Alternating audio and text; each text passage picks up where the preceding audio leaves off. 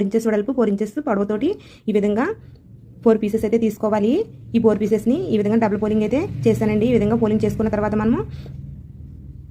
నేను వీడియోలో చూపించే విధంగా మార్కింగ్ చేసుకుని కట్ చేసుకోవాలి. ఈ విధంగా కలిపి జాయింట్ చేసుకోవాలి. ఈ యాంగిల్స్ని చూసారు కదా, నేను వీడియోలో చూపించినట్టు తిరగవేసేసుకోవాలి.